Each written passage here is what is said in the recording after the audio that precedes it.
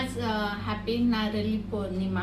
तर आज नारळी पौर्णिमा आहे, तर ह्या ठिकाणी मी नारळ भात कसा करायचा हे सांगणार आहे।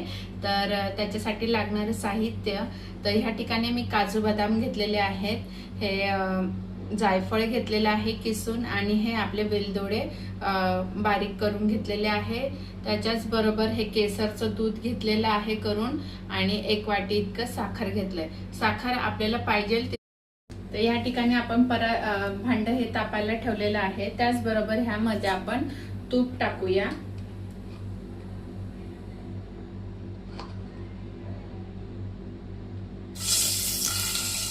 एक चम्मच इतकं मी तूप टाकलेलं आहे।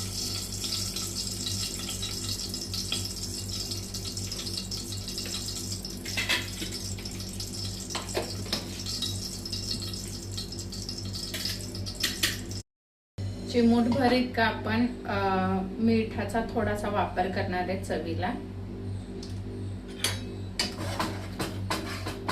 मस्त उकळी सुटली आहे, बघू शकता। साखर आपली पूर्ण विरघळली आहे। थोड्या वेळ अजून ठेवूया आपण, 5 मिनिटं।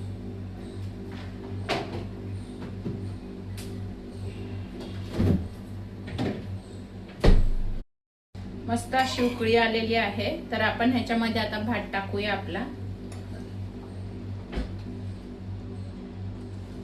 शिजवलेला भात आहे, तर डायरेक्ट त्याचा यूज। झटपट रेसिपी आहे आणि जास्त काही हे त्याच्यासाठी करावं लागत।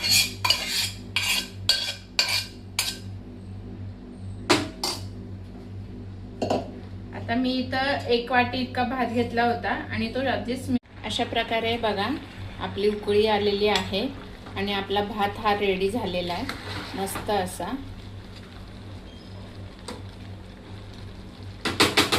आता आपण ह्याच्यामध्ये केसर सोडणार आहोत, जे आपण केसरचं दूध बनवून ठेवलेलं आहे। ड्रायफ्रुट्स आधीच टाकलेलं आहे, म्हणून मी वरून काही ड्रायफ्रुट्स टाकणार नाहीये। केसरचं दूध आपण ह्याच्यात टाकूया।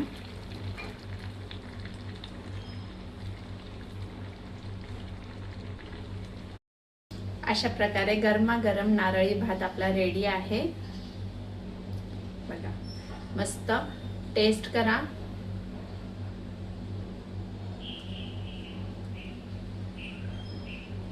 मस्त हा, यम्मी। तर नक्की ट्राय करा हे। जर तुम्हाला माझे चॅनल्स, माझे व्हिडिओज आवडत असेल तर प्लीज लाईक, शेअर, कमेंट्स करायला विसरू नका, आणि असंच मला फॉलो करत राहा। आणि